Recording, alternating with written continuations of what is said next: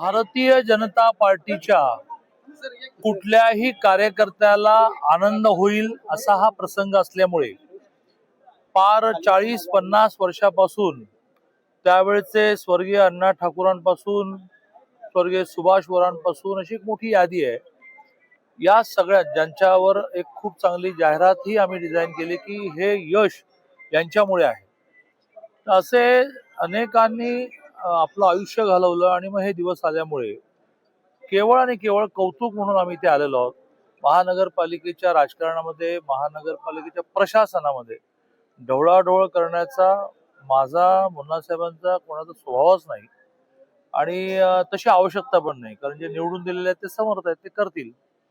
या निमित्ताने विनय कोरेजी तेही आहेत त्या उपमहापौरच्या केबिनमध्ये थोडा वेळ रेंगाळले आहेत. पण त्यांनी आज सकाळीच आमच्या 3-4 जणांची बैठक झाली, त्यात आग्रहाने म्हटलं की बा महानगरपालिकेची वेगवेगळ्या विकास कामामध्ये अडवणुकीतून काही आले सावकार आले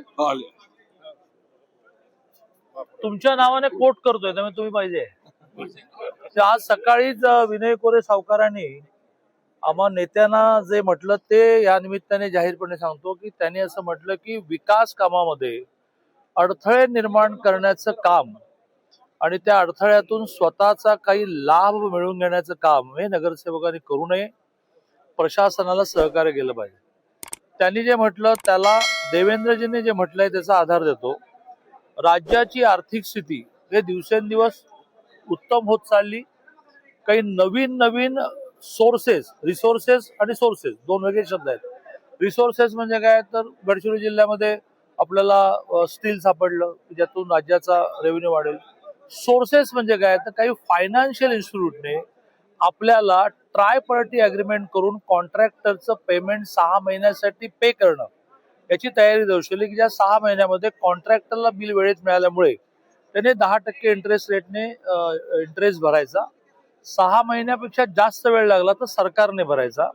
6 महिन्याच्या आतच त्या फायनान्शियल इन्स्टिट्यूटला पेमेंट करून टाकण्याचा सरकारने प्रयत्न करायचा.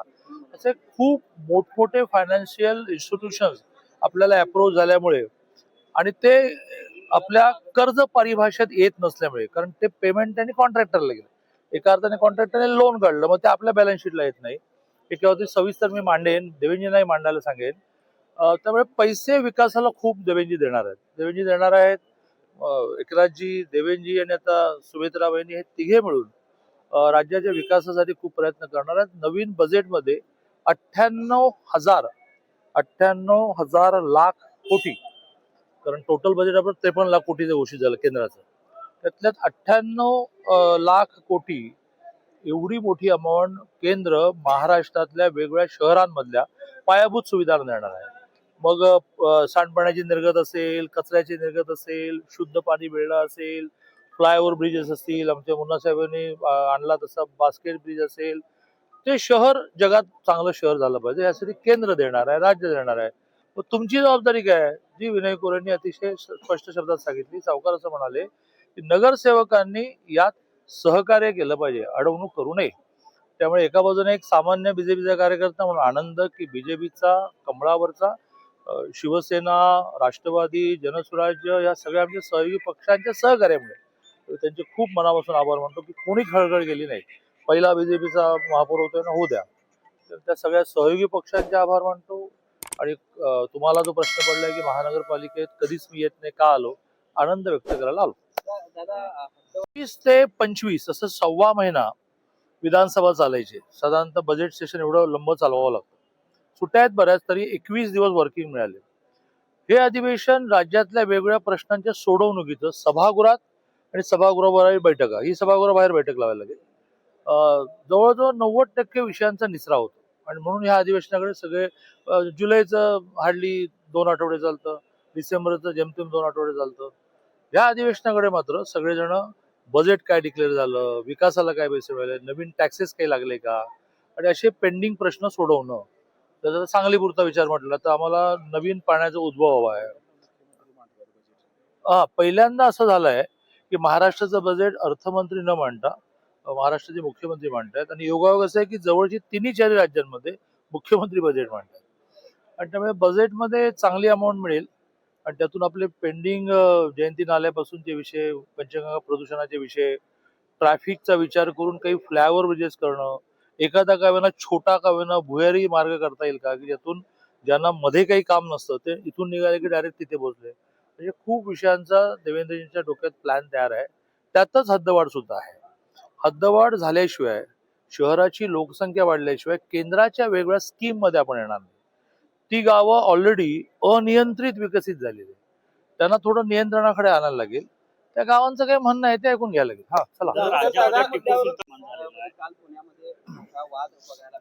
छत्रपती शिवाजी महाराजांचा अवमान या महाराष्ट्रातला नाही, देशातला नाही, जगातला कुठलाही हिंदू सहन करणार नाही. आता दगडफेक व्हावी की न व्हावी, व्हायला नको. आंदोलनं ही नेहमी ही लोकशाही मार्गाने झाले. आता कोणी सुरुवात केली, ते कार्यकर्ते दोन्ही बाजूने कार्यकर्ते होते किंवा कोणी समाजकंटक होते, समाजकंटकही फायदा घेतात. त्याची चौकशी व्हावी, शिक्षाही व्हावी. माझं स्पष्ट मत असं आहे की जे काँग्रेसच्या राज्याच्या अध्यक्षांनी ते अत्यंत चुकीचं आहे आणि त्यांनी विचारपूर्वक अशी वाक्य म्हटली पाहिजे.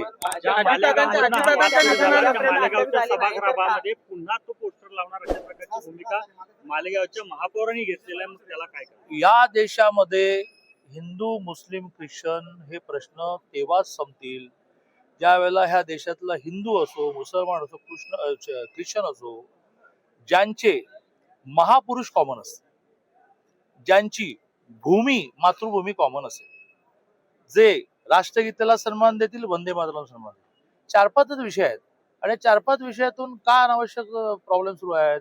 टिपू सुलतान हा आमचा आदर्श असू शकत नाही. छत्रपती शिवाजी महाराजांचं वर्णन कवीने केलं, काशी जाती, गया जाती, मथुरा मस्जिद होती, अगर एक शिवा नव्हता तर सुन्नत सबकी होती.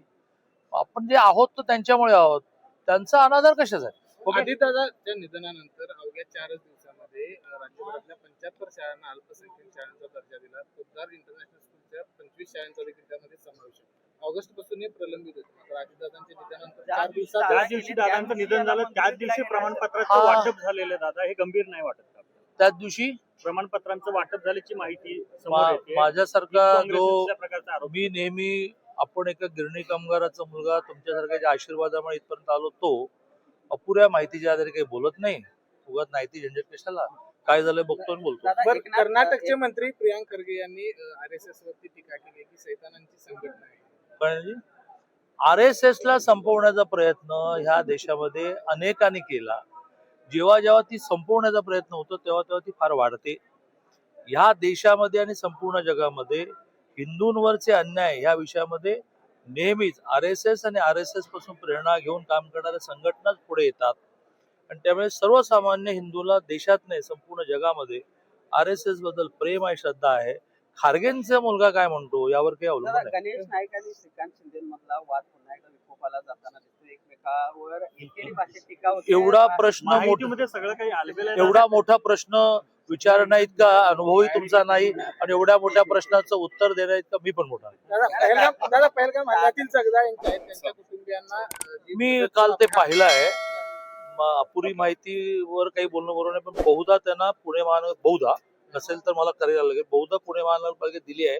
त्यांना बहुतेक सरकारी नोकरी हवी आहे, तर मी ते करतो. मला जरा आमच्या पुढच्या काही पॉलिसी बद्दल अर्धा मिनिटं बोलायचं, ते बोलू द्या.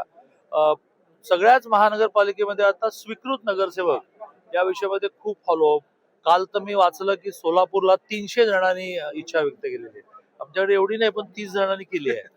तर आम्ही निर्णय असा केलाय की आमचं स्वीकृत, आम्हाला जो 3चा कोटा मिळेल ते 1.25 वर्षाचा असेल. म्हणजे आम्ही पहिले तर 12 क्रिएट करून टाकल्या. त्यामुळे इच्छुकांना मी एवढंच म्हणेन की सगळ्यांना 5 वर्षामध्ये एकदा तरी स्वीकृत मिळेल. एक प्रयोग मी मांडला जो माननीय मुख्यमंत्री महोदयांना आवडला आहे की त्या शहरामध्ये काही स्मॉल कम्युनिटी असतात. समजा इथे सिंधी समाज आहे, राजस्थानी समाज आहे, गुजराती समाज आहे, अगदी सांगायचं झालं तर कुंभार समाज आहे, नाभिक समाज आहे. अशांनाही या कॉपमध्ये ऍडजस्ट केलं पाहिजे. अदरवाईज ते कुठून निवडणूक लढवणार. त्यांना वाटतं की नाही ह्या झंझट, पण त्यांचा एक माणूस महानगरपालिकेत आला तर त्यांच्या प्रश्नालाही सोपं पडतं. 12 मध्ये भविष्यामध्ये अशाही काही लोकांना आम्ही 1.25 वर्षाचं स्वीकृत देणार आहोत. सांगली झडपीची काय नेमकी परिस्थिती? सांगली झडपीमध्ये विकास नाही नाही, हे कॉप जे आहेत त्यांचं विकासाशी एवढा संबंध येत नाही. महापौर पदाची खांडोळी करणं, स्थायीची खांडोळी करणं, स्वीकृत हे जसं महाराष्ट्रामध्ये विधान परिषद असते तसं देशामध्ये राज्यसभा असते.